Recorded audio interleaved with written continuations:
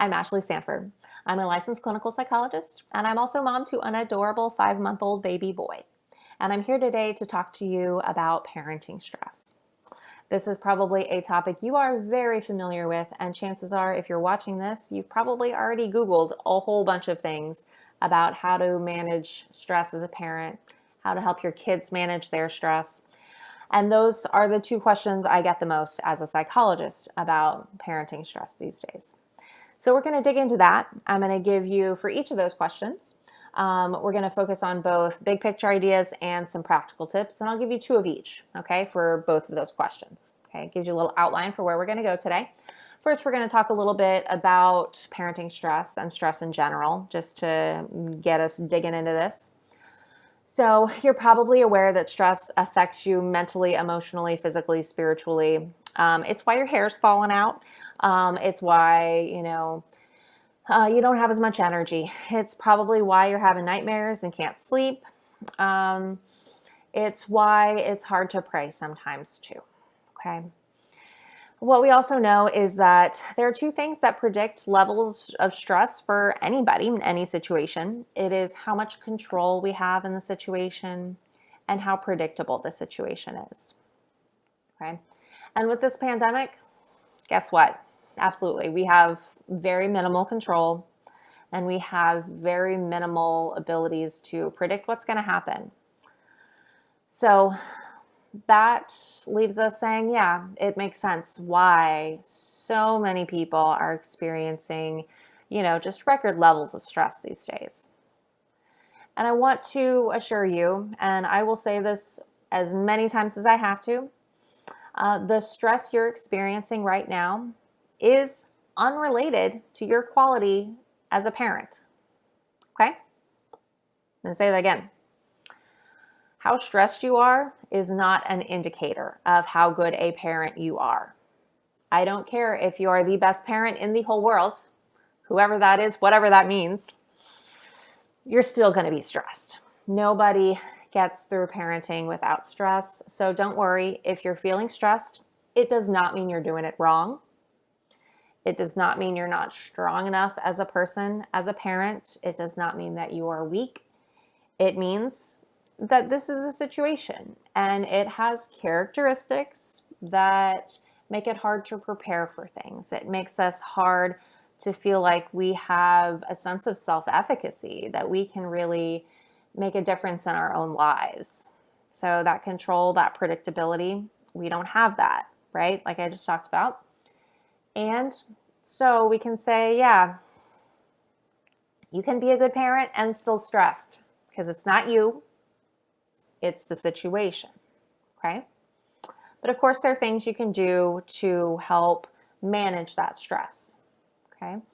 We're not going to try to make it go away completely. That's unrealistic. What we're going to do is talk about ways to think about the situation differently, to think about you, to think about what's going on a little bit differently, and give you some practical ways to listen to your emotions, to use that as information, and then to make a few just little different choices in your everyday life that hopefully might make a little bit more ease and comfort come to your everyday. Okay, but it takes intentional awareness and it takes making some choices. Okay, that's control you have in your life. All right, so let's get rolling here. All right. So with our first question, how do you manage your own stress? So that's you. How do you manage your own stress? Okay. So in the past, things like bubble baths, going for walks, talking to friends, sports, things like that have probably been helpful. At this point, that's probably not enough. The level of stress that everybody's experiencing now is so high that our regular stuff is just like getting us here. We need a little bit more something here. Okay. You're being asked to do very unrealistic things. So acknowledge that it is unrealistic. Acknowledge the reality of the beast that you're up against, okay? So that's our big picture idea number 1, radical acceptance, okay? Accepting what the situation is, accepting the measures that we have to take these days, accepting the limitations of our control. Okay? That doesn't mean saying that this is okay, this is good. No, no. This is saying that we're going to stop trying to push against it. We're going to stop trying to wish it away. Yes, pray, please pray that this goes away. And accept that this is the way it is right now. We're not going to bury our heads in the sand. We're not going to deny it. That does not make it go away. Instead, acknowledging it and accepting it for what it is helps us then stop, like I said, pushing against it. It helps us. So it's kind of like dropping a rope when you're playing tug of war, with your dog, with your kid. You can drop the rope. You can decide to stop fighting it. You can say, okay, this crazy thing is really happening. For a lot of us, that happened around March. And we're getting into the second big slog of this. Call it whatever you want to, but this is nowhere we predicted to be. Again, predictability, not here. Okay. So accepting the reality of where we are. We're still in the pandemic. We still are struggling with how to do daily life in the middle of all of this. Okay.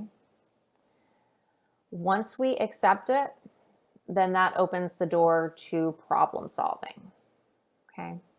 It's hard to open those doors to problem solving and really engage in problem solving until we accept where we are. We accept what we're going through. When we accept, we process through those emotions, the grief, the sadness, the loss, and we move forward. We say, okay, now what are we going to do about it? Okay. That's where we start taking back control in the ways that we can. Okay. So that's big picture idea number 1 about how to manage your stress. Acceptance, radical acceptance that then opens the doors to problem solving. It's not easy. Oh no, it's not easy. But it is necessary. Okay. Big picture idea number 2 for managing your own stress. God is enough for everything that we're going through right now. He will get us through. Don't forget your faith right now. I talked about stress impacts us spiritually as well. It distracts us. It pulls us into the everyday. It pulls us into the big picture fears that we have. Okay. And this is where we need to come back and recenter and say, God is bigger than all of this. God is bigger than the pandemic. God is bigger than 2020. God is bigger than the world. Okay, He created us. He created the world. He's got this. He's already defeated it. It's already done. We're just rolling through it. Okay, and doing our best to love each other along the way. Okay.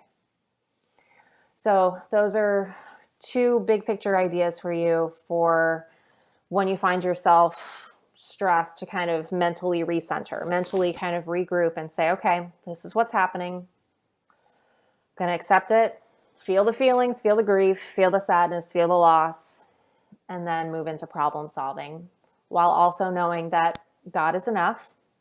He's going to support us in that. He's there with us in that. He's bigger than all of this. We're going to be okay. Like I said, He's already defeated all of this. Okay. So let's move into practical tips for you for managing your stress. Okay. So yes, bubble baths, going for walks, wine in moderation. All of these things are wonderful, and they're not sufficient. They're necessary, but not sufficient. Keep doing them. Do them as much as you can feasibly. Please. I don't know how much time you have for these things, but when you can, do them. And know that, like I said, it's going to take more. That if you're feeling frustrated, that, hey, reading my book, talking to my friend, working on, whatever it is. If you're working on an old car, working on whatever it is, fixing up the house, whatever those usual things are that you do to get your stress out. Don't be surprised if it's not enough, if it doesn't meet the demand of these times. Okay, so practically, we're going to pull in a couple more things, and hopefully this will help give you a little bit more wiggle room to bring that stress level down. Okay, The first one. So this is Houston. A lot of you are going to know this from working in plants and stuff like that. Morning meetings. Hey, what I mean by that is having a check-in. So if you've got a parenting partner, if you've got a spouse, if you've got a parent, if you've got a sibling, if there's other people in your house, talk to them at the beginning of the day. This can include your kids too, depending on where they are developmentally. But the point of this is to get on the same page. Everything is wonky. Everything is sideways right now. We can't predict how people are feeling or what's going on any given day. So take a few minutes, check in with each other. Say, what do you have going on today? And share. If there's anything on your mind, share.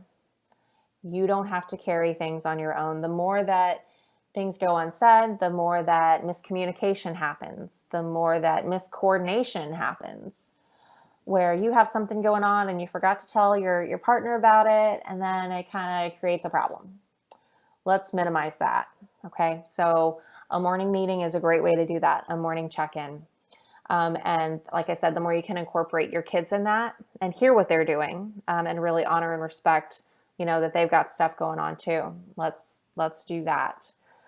The other great thing about that is that in that meeting, I want you to also ask for support and encourage one another. Okay. What do you have going on? And what can I do to support you? So maybe I can't, do your math problems for you, but, I can check in with you and see how you're doing between my meetings, right? Whatever it is that you can do to support your family members. Okay. Have everybody encourage a culture where everybody does that for each other, right? That sounds very idealistic, Pollyanna-ish, but it's more feasible than you think it is. And so just start off checking in, what do you have going on, and try to encourage each other as much as possible. I'll add to that challenge. If you can circle back throughout the day and at the end of the day, it kind of starts an ongoing conversation that keeps you connected to each other throughout the day. Okay. So check in, offer encouragement, say, hey, how'd this go? Anything I can do to help you with that if you've got 2 seconds and this much energy. And then at the end of the day, if you can, again, this is, double gold star. Check back at the end of the day and celebrate surviving it together. Okay. As partners, as parents, as a whole family, know that this is hard and every day is a gift to celebrate and just getting through it. Okay. I joked about gold stars, but I want to make clear that you can't win at pandemic life. There's no real gold stars here. It's just about surviving and getting through as best we can. Okay. You're not going to get it perfect. You're not going to get it right. But the best you can do is keep doing the best you can and stay connected to your family. So check-ins, morning meetings. Okay. The other thing, something that I talk about with clients pretty regularly in my practice, are the kind of dual strategies of opposite action and distress tolerance. Okay, I'm going to talk about those. I kind of clump them together though. So this is kind of practical tip number 2, therapy-y things.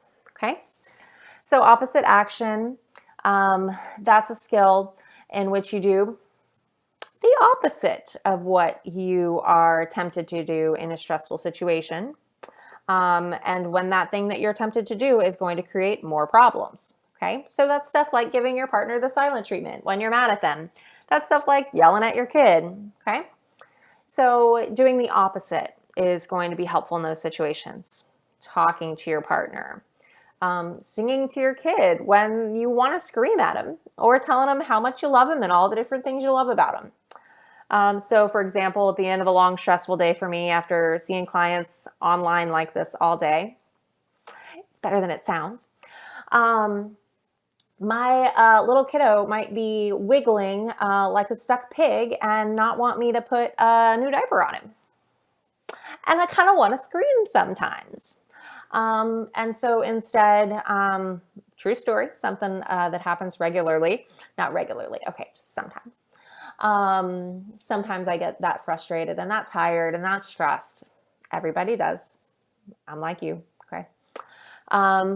Instead, telling him how much I love him, I think I sang a song, might have been Taylor Swift. And, just rub lotion on his legs, little baby massage. Okay, so that's the opposite, but it took taking a moment to check myself and then do that opposite action. Okay, opposite action. The other one is just as self-explanatory, distress tolerance. Okay, tolerating distress. Yay! This is something you probably got really good at in like March and April, but now it's like August, September. And you've tolerated a lot already. Distress tolerance can look like distractions of all kinds. That's the whole baking bread stuff. That's the stuff that just passes time. Or, nice new hobby, that kind of stuff. Helps you tolerate the distress. It's not making the distress go away, but it's giving you a little break from it, okay? So yeah, the days of baking bread, doing puzzles are probably over. We are just kind of laying in a puddle on the floor now. But, sometimes just those words can help us refocus and remind us just of the basic task in front of us sometimes is just tolerate the distress. Especially if we can't control it, can't make it go away. We can tolerate it though, okay? We can have grace for ourselves. We can say, okay, it's okay. We can have compassion. We can say, I can tolerate this. Like I said before, you don't have to win at it. You just have to tolerate it. Okay? Opposite action, distress tolerance. That is practical tip number 2 for parents. Okay? I know there's more. I know I could talk on and on about different things to help people manage stress, especially kind of in the parenting context. And there's a lot out there. If you want further resources, I'll say this at the end. But again, for parents who are going to be going in and out of this, because it's a recording and you're parents, so you're going to need to probably stop this and go attend to something and then come back. If you need anything else, my email address is contact@ashleysanfordphd.com. That's contact@ashleysanfordphd.com. My website, ashleysanfordphd.com, has a few things too. Okay, so second question, kids. Yeah, your kids are stressed. You know it. You feel it. You can feel the tension in the house. Okay? So same thing here. Got some big picture ideas, 2 of those, and some practical tips, 2 of those. Okay?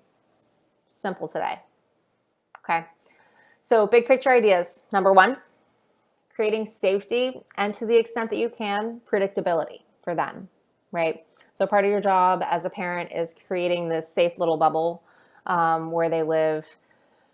You protect them from things. That's your job as a parent. And so giving them that sense of assurance, that sense of safety. You already know this. You've already been doing this. But so we're stating the obvious here and building on that. So modeling that attitude that we're doing everything we can. We're taking reasonable measures. We're confident that even with those reasonable measures, if something happens, we're going to be okay. We're going to be okay. You might pull some spirituality into this. So trusting God with this. We might not know what's going to happen, but we're fully confident in God. We're fully confident that He's with us, that He's already, like we talked about before, He's already defeated this. We're safe. We're okay. Even if we do lose someone to COVID, one of our loved ones, we know where they're going. We know Jesus has got them, and we're going to be okay, and they're going to be okay. Give them that sense of safety, security. Give them routines. I know. They don't want to do it. You don't want to do it either. As you know, though, it's one of those things, once you start it, it gets easier. Okay? Safety, predictability, routines. Incorporate them, like I said, in those family meetings. Have some rituals. A friend of mine told me a while back that they have different nights of the week. I think Friday's pizza night. Sunday is joke night. Try that out. Joke night. Rituals. I like them. Okay, so that was big picture idea number 1. Create safety and predictability as best you can within your bubble in your home. Give them that. Okay. And 2, stay connected to them. Okay. They're not as connected to their friends right now, and those are the people that they usually talk to. Those are the people that really listen to them and know what's going on for them. Okay. That's elementary school through high school students. Okay. Especially high school students. And you're burnout, and they're going to say, they're fine. Don't talk to me. I don't want to talk to you. They're not fine. You're not fine. That's okay. Stay connected. Talk about it. Sit with them. Don't be their friend, but be their companion. Okay? So the difference there is that you would be their ear. You would be, as you are, their biggest cheerleader. State the obvious again. But be their companion who encourages, supports them, and expresses confidence in their independence and their ability to handle what's on their plate right now. Okay? So allow them to have that sense that you have that belief in their self-efficacy, their ability to say, okay, I don't want to do online school, but we're going to do the best we can. Okay? Listen to them. Okay, this is going to come up more in these practical tips, but the big ideas here: safety and predictability, and stay connected to them. They're missing out on those connections. You don't need to be their friend, but be their companion. Sit with them, listen to them. They need somebody to listen to them. Be there. I know you're burned out.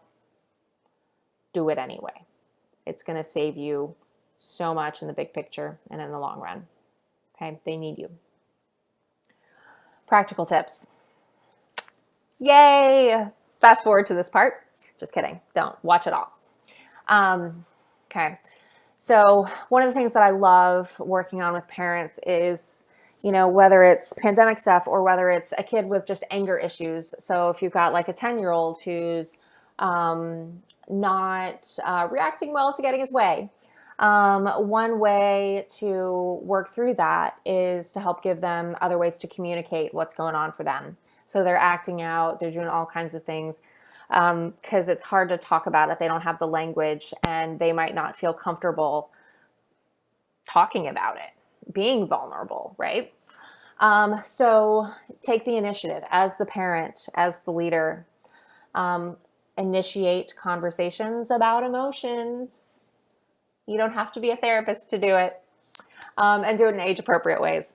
So for a younger kid, say like a 4-year-old, when do you feel happy today? When did you feel happy today? At the end of the day, going for a walk with them, having a conversation, going for a drive with your son, 6-year-old son in the car, saying, hey, did you feel angry today? Did you have any anger today? So not making feelings these big, overwhelming, scary things, but making them approachable, making them things that provide information and help them understand what they're going through a little bit better. Okay? And don't be afraid of those harder emotions to talk about, like loneliness. So you might say, what can you do if you feel lonely today when you're, going for a walk? I was going to say driving to school, but that's might not be happening right now. Anyway, but don't avoid those harder emotions, especially with the older kids. What can you do if you feel lonely today? With kids who aren't going to be as apt to open up and talk about that stuff, what was your high and low from today? Get them to talk about high point, low point, complete sentences, if they will. And most importantly, make it a regular thing. Make it part of the norm within your family. Okay. Second, validate their emotions and support with problem solving and empathy. Okay. Practical tip number 2, validate their emotions and support them with problem solving and empathy. Okay. How you do this obviously depends on the developmental stage of the child. And usually they're feeling multiple feelings at once, even younger kids. They got all kinds of feelings bouncing around in them. Okay. So give him all the emotion words you can. Feelingswheel.com has a great example of a feelings wheel. Gives lots of feeling words. Wonderful place to start. Demonstrate that yourself. Don't use words like upset. Try not to say that you're stressed. Try to say the other things that describe that, because stress can be a lot of things. You can say, I'm fatigued, I'm disappointed, um, I'm hungry, I'm longing for connection, all that fun stuff. Be real a little bit. Show them it's okay to have emotions and talk about kind of the dimensionality of emotions so that they can have more language around that. Okay.